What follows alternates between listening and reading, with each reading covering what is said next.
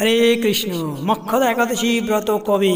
22 নাকি 23শে ডিসেম্বর নাকি 24শে ডিসেম্বর 2023 সালের মক্ষদা একাদশী ব্রত আমরা কবে পালন করব? অগ্রহায়ণ মাসের শুক্লপক্ষের একাদশীর কি নাম এবং এই ব্রত আমরা কবে কিভাবে পালন করব, এই একাদশী ব্রত মহত্তা কি রয়েছে এবং পালনের সময়সূচি সকল বিষয়বস্তু আমরা এই ভিডিওতে শ্রবণ করব। তাই আপনারা সঙ্গে থাকুন এবং চ্যানেলটি সাবস্ক্রাইব করবেন, শেয়ার করে আমাদের সঙ্গে থাকুন। যে সকল স্থানে 22শে ব্রত পালন হবে: জঞ্জাল, লেবানন, সাইপ্রাস এবং রাশিয়া এবং লন্ডন, এছাড়াও ইটালি সহ ইউরোপের সকল দেশ, পশ্চিম আমেরিকার মালি, নাইজেরিয়া, মিশর, Libya, Angola, America, Canada, Brazil এবং দক্ষিণ আমেরিকার মহাদেশের সকল এবং উত্তর আমেরিকা মহাদেশের সকল স্থানে আমরা এই একাদশী ব্রত পালন করব 22শে ডিসেম্বর। এছাড়া আমরা যে সকল স্থানে 23শে ডিসেম্বর ব্রত পালন করব: বাংলাদেশের চট্টগ্রাম এবং কক্সবাজার ব্যতীত এবং ভারতের মণিপুর, মিজোরাম, নাগাল্যান্ড, অরুণাচল প্রদেশ ব্যতীত, নেপাল এবং ভুটান, এই সকল স্থানে 23শে ডিসেম্বর ব্রত পালন করতে হবে। এছাড়া নেপাল, ভুটান, শ্রীলঙ্কা, মালদ্বীপ, Myanmar, Malaysia, Singapore, Indonesia, Brunei, Thailand, Vietnam, Philippines এবং তাইওয়ান এবং জাপান, দক্ষিণ কোরিয়া, চীন, Hong Kong, Mongolia, Australia, New Zealand, Dubai, Arab আমিরাত, Bahrain, Qatar, Kuwait, Oman, Saudi Arab, Sudan, Ethiopia এবং Uganda, Congo, south Africa, Mauritius, পূর্ব আফ্রিকা, সেলেসস, এইসব স্থানে 23শে একাদশী ব্রত পালন হবে। যে সকল স্থানে 24শে ডিসেম্বর বাংলাদেশের চট্টগ্রাম এবং পার্বত্য চট্টগ্রাম, কক্সবাজার, ভারতের মণিপুর, মিজোরাম, নাগাল্যান্ড এবং অরুণাচল প্রদেশ, এই সকল স্থানে আমরা 24শে ডিসেম্বর ব্রত পালন করব। এই সকল স্থানে পক্ষপদ্মী মহদ্বাদশী যুক্ত রয়েছে, তাই এই সকল স্থানে 24শে ডিসেম্বর ব্রত পালন করবে। আপনারা সকলের সঠিক দিন অনুযায়ী ব্রত আপনারা স্থান অনুযায়ী আপনারা সেইভাবে পালন করবেন। এছাড়া আমাদের এই ভিডিও শেষে সকল সময়সূচি রয়েছে, কোন দিন কোন ব্রত কোন এলাকায় আলোচনা করবে। ভিডিও শুরু হবে। এখন আমরা মক্ষদা একাদশীর ব্রত মহত্তা শ্রবণ করব। যুধিষ্ঠির বললেন, হে বিষ্ণু, আপনাকে আমি বন্দনা করি। আপনি ত্রিলোকে সুখদায়ক, বিশেশ্বর এবং বিশ্বপালক ও পুরুষোত্তম। আমার একটি সংশয় আছে, অগ্রহায়ণ মাসের কি ব্রত রয়েছে তা আপনি বলুন। তার নাম কি, বিধি বা কি, কোন দেবতা এই একাদশীতে পূজিত হন তা আমায় বলুন। তদ উত্তরে ভগবান শ্রীকৃষ্ণ বলেন, হে মহারাজ, আপনি উত্তম প্রশ্ন জিজ্ঞাসা করেছেন, যার মাধ্যমে আপনার যশ চতুর্দিকে বিস্তৃত হবে।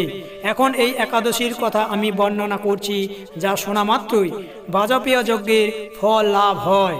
অগ্রহায়ণ মাসের শুক্লপক্ষের এই একাদশী মক্ষদা একাদশী নামে পরিচিত।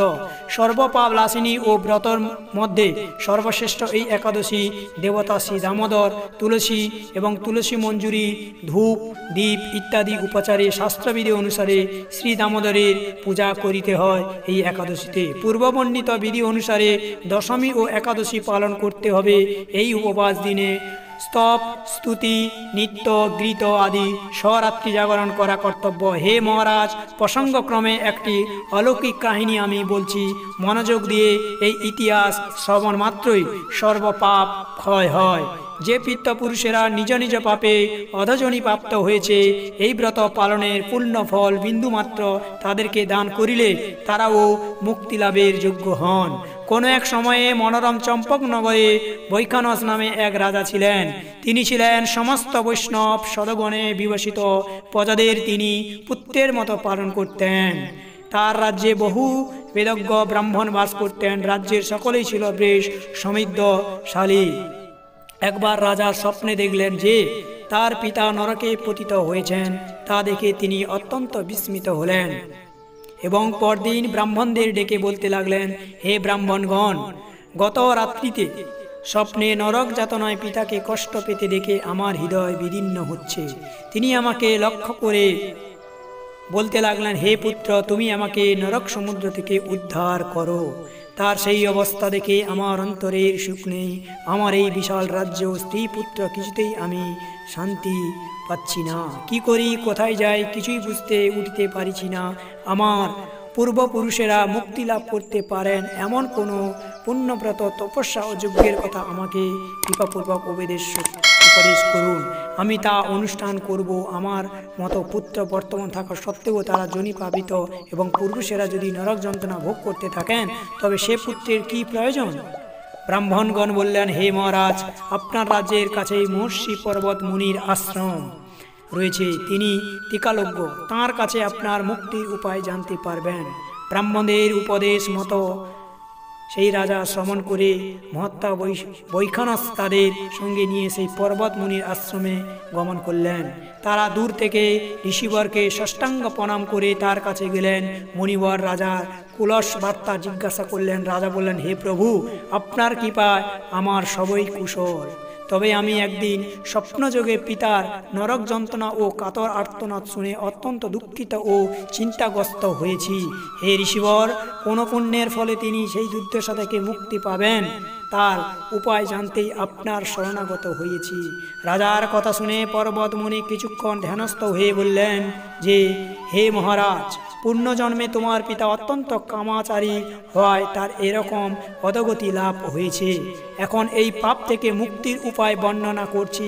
অঘ্রাণ মাসের শুক্লপক্ষে মক্ষদা একাদশী পালন করে সেই পুণ্যফল পিতাকে প্রদান করো, সেই পুণ্যফলের প্রভাবে তোমার পিতার মুক্তি লাভ হবে। মুনির কথা শোনার পর রাজা নিজ গৃহে ফিরে এলেন এবং সেই পবিত্র তিথির আবির্ভাবে তিনি স্ত্রী পুত্রাদি সহ যথাবিধি মক্ষদা একাদশীর ব্রত পালন করলেন এবং এই ব্রতের পুণ্যফল পিতার উদ্দেশ্যে প্রদান করলেন। ওই পুণ্যফল দানের সঙ্গে সঙ্গে আকাশ থেকে পুষ্প বৃষ্টি হতে লাগলো। হে পুত্র, তোমার মঙ্গল হোক। এই বলতে বলতে বৈখানস রাজার পিতা নরক থেকে মুক্তি হয়ে স্বর্গে গমন করলেন। হে মহারাজ যুধিষ্ঠির, যে ব্যক্তি এই মক্ষদা একাদশী ব্রত পালন করে তার সমস্ত পাপ বিনষ্ট হয় এবং মৃত্যুর পর মুক্তি লাভ করে। এই ব্রতের পূর্ণ সংখ্যা আমিও জানি না। চিন্তামণির মতো এই ব্রতটি আমার অত্যন্ত প্রিয়। এই ব্রতর কথা যিনি পাঠ করেন এবং যিনি শ্রবণ করেন উভয়ে বাজপেয় যজ্ঞের ফল প্রাপ্ত হন। তাই আপনারা এই একাদশী ব্রত অবশ্যইভাবে পালন করুন এবং শ্রবণ করুন। আপনারা মক্ষদা একাদশী ব্রত পালন করে আপনাদের পূর্বপুরুষের উদ্দেশ্যে ব্রতফল অর্পণ করতে পারবেন, তা কোনো সংশয় নেই। আপনারা এই ব্রত অবশ্যইভাবে সঠিকভাবে পালন করুন। এই একাদশী ব্রতের প্রভাবে পূর্বপুরুষের নাম, গোত্র, ঠিকানা ইত্যাদি উচ্চারণ করে পাঠ করুন এবং কমেন্টে লিখতে পারেন। এই একাদশী ব্রত অবশ্যইভাবে আপনারা পাঠ করবেন এবং ব্রত পালন করবেন এবং শ্রবণ করবেন। এরকম সকল ভিডিও পেতে, অর্থাৎ সকল ধার্মিক জাতীয় ভিডিও পেতে অবশ্যই এরকম নতুন ভিডিও পেতে চ্যানেলটি সাবস্ক্রাইব, কমেন্ট, লাইক, শেয়ার করে আমাদের সঙ্গে থাকবেন। এখন আমরা দেব এই একাদশী ব্রতের পালনের সময়সূচি, কোন দেশে কবে ব্রত পালন করব এবং পালনের সময়সূচি আমাদের চার্ট রয়েছে, আপনারা দেখবেন। যে যেখান থেকে এই ভিডিওটি দেখছে অবশ্যইভাবে আপনারা সেইভাবে ভিডিওটি দেখে সেইভাবে ব্রত করবেন। তাতেও যদি বুঝতে অসুবিধা হয় অবশ্যইভাবে কমেন্ট করে আমাদেরকে জানাবেন। জয় শ্রী রাধেশ্যাম, নিতাই গৌর হরিবোল, রাধে রাধে। এরকম নতুন ভিডিও পেতে গেলে বাংলা অমৃত কথা চ্যানেলটি আপনারা সাবস্ক্রাইব, কমেন্ট, লাইক, শেয়ার করে আমাদের সঙ্গে থাকবেন। হিন্দু জাতীয় সকল ধার্মিক ভিডিও পেতে গেলে আপনারা এই আমার সঙ্গে জুড়ে থাকুন, এই চ্যানেলের সঙ্গে জুড়ে থাকুন। জয় শ্রী রাধেশ্যাম, নিতাই গৌর হরিবোল, রাধে রাধে। দেখা হচ্ছে পরবর্তী ভিডিওতে, ততক্ষণ আপনারা ভালো থাকবেন। জয় শ্রী কৃষ্ণ, জয় শ্রী রাধেশ্যাম, নিতাই গৌর হরিবোল, রাধে রাধে।